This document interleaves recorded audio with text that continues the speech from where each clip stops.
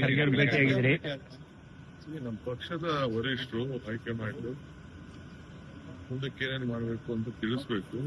ಮಧ್ಯದಲ್ಲಿ council chairman Salim ಅವ್ರಿಗೆ ನಮ್ಮ ಪಕ್ಷ ಅಭ್ಯರ್ಥಿ ಮಾಡಿ ಅಂತ ಹೇಳ್ತಾರೆ. ಅಭ್ಯರ್ಥಿ ನಿನ್ನೆ ಕೌನ್ಸಿಲ್ ಚೇರ್ಮನ್ ಬಂದು ಅಂತ ಮಾತಾಡಿದ್ರು, ರಾಜೀನಾಮೆ ಕೊಡ್ತೀನಿ ಅಂತ ಹೇಳಿದ್ರು.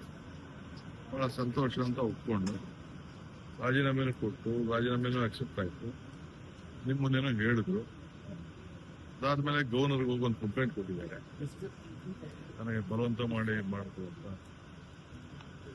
ತಿರ್ಗಾ ಅವ್ರ ಅಪೋಸಿಷನ್ ಪಾರ್ಟಿಯವರು ಹೇಳಿದ್ದಾರೆ, ಕೆಲವೇನೋ ಕಾನ್ಸ್ಟಿಟ್ಯೂಷನ್ ಚೇಂಜಸ್ ಟೈಪ್ ಕ್ರಿಯೇಟ್ ಮಾಡ್ತಿದ್ದಾರೆ ಬಿಜೆಪಿ. ಗವರ್ನರ್ ಆಫೀಸ್ನ ಮಿಸ್ಯೂಸ್ ಮಾಡಕ್ಕೆ ಹೊರಟಿದ್ದಾರೆ.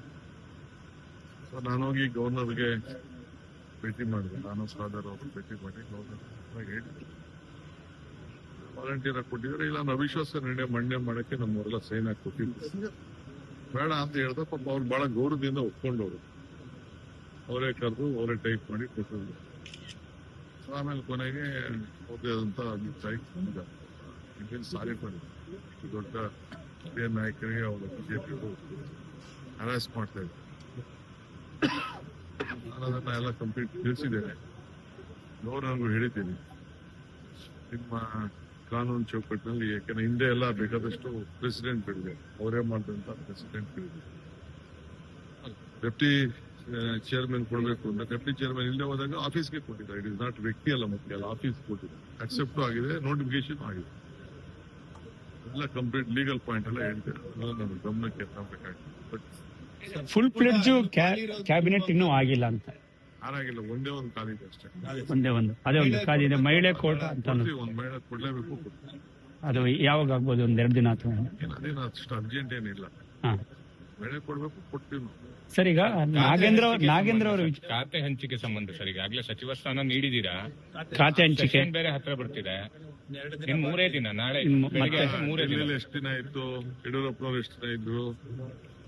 ನಾವೆಲ್ಲರಿಗೂ ಹೋಗಿ, ನೀವು ಮಂತ್ರಿಗಳು ಎಲ್ಲ ಜಿಲ್ಲೆಗಳಿಗೆ ಹೋಗಿ ಎಲ್ಲ ಬರದ ಬಗ್ಗೆ ನೋಡಿ ಅಂತ ಹೇಳಿದೀನಿ. ಎಲ್ಲರಿಗೂ ಬಹಳ ಒಳ್ಳೆ ಕೆಲಸ ಮಾಡಿದ್ದಾರೆ. ಹೋಗಿ ಎಲ್ಲ ತಂದು ಎಲ್ಲ ರಿಪೋರ್ಟ್ ಮಾಡಿ ಕೊಟ್ಟಿದ್ದಾರೆ, ಪ್ರೂವ್ ಮಾಡಿದ್ದಾರೆ. ಕೊಡ್ತೀನಿ ಅಂದ್ರೆ ಅಧಿವೇಶನ ಶುರು ಆಗ್ತಾ ಇದೆ ಶಾರ್ಟ್ಲಿ. ಅಷ್ಟೊತ್ತಿಗೆ ಬಿಡ್ರಿ ಸರ್. ನಾಗೇಂದ್ರ ಆಗ್ಲಿ ಎಲ್ಲದಕ್ಕೂ ಉತ್ತರ ಕೊಡ್ತೀನಿ. ಕೆಲಸ ಒಬ್ರೆ ಬೇಕಾ ಉತ್ತರ ಕೊಡ್ತೀನಿ.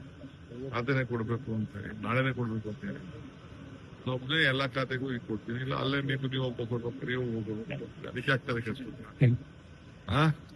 ಸಚಿವ ಸರ್, ಈಗ ನಾಗೇಂದ್ರ ಅವ್ರ ವಿಚಾರದಲ್ಲಿ ಸರ್, ನಾಗೇಂದ್ರ ವಿಚಾರದಲ್ಲಿ ಸ್ವಲ್ಪ ಗೊಂದಲಗಳಿರುವಂತದ್ದು, ಜೊತೆಗೆ ಅವ್ರ ಮೇಲೆ ಜಾಮೀನಲ್ಲಿದ್ದಾರೆ, ಜೊತೆಗೆ ಬೇರೆ ಬೇರೆ ರೀತಿಯಾದಂತಹ ಕೋರ್ಟ್ ಷರತ್ತುಗಳೆಲ್ಲ ಉಲ್ಲಂಘನೆ ಮಾಡಿದ್ದಾರೆ ಅನ್ನುವಂಥದ್ದು ಕೂಡ ಕೇಳಿ ಬರ್ತಾ ಇದೆ.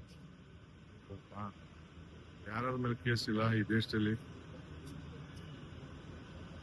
ಯಾರ ಮೇಲೆ ಕೇಸ್ ಇಲ್ಲ?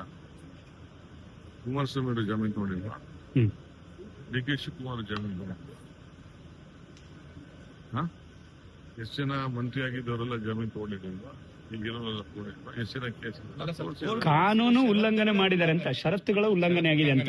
ಕರ್ನಾಟಕ ಬಿಟ್ಟು ಹೊರಗಡೆ ಹೋಗಿದ್ದಾರೆ ಅಂತ ಸರ್. ನನಗೆ ಯಾವಾಗಲೂ ಗೊತ್ತಿಲ್ಲ, ನನ್ನ ಗಮನಕ್ಕೆ ಬಂದಿಲ್ಲ. ನಾವೆಲ್ಲ ಸರಿ ನೋಡಿದೀವಿ.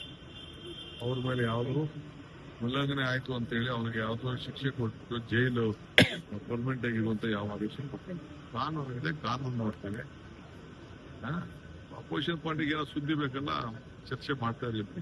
ಸರ್, ಈಗ ಸುರ್ಜೇವಾಲಾ ಮತ್ತೆ ವೇಣುಗೋಪಾಲ್ ಭೇಟಿ ಆಗ್ತದೆ, ಬಂದಾಗೆಲ್ಲ ಭೇಟಿ ಮಾಡ್ತೀನಿ. ಈಗ ಸರಿ ಮಾಡ್ತೀನಿ, ನಾಳೆನೂ ಮಾಡ್ತೀನಿ, ನಾಳಿದ್ದು ಮಾಡ್ತೀನಿ, ಆಚೆ ನಾಳಿದ್ದು ಮಾಡ್ತೀನಿ, ದಿನ ಭೇಟಿ ಮಾಡ್ತೀನಿ. ದೆಹಲಿ ಎಷ್ಟು ದಿನ ಪ್ರವಾಸ ಸರ್? ದೆಹಲಿ ಪ್ರವಾಸ ಎಷ್ಟು ದಿನ ಸರ್? ಇವತ್ತು ಪ್ರವಾಸ ಇದೆ, ನಾಳೆ ಬೆಳಿಗ್ಗೆ ಕೋಲಾರ ಪ್ರವಾಸ. ಕೋಲಾರ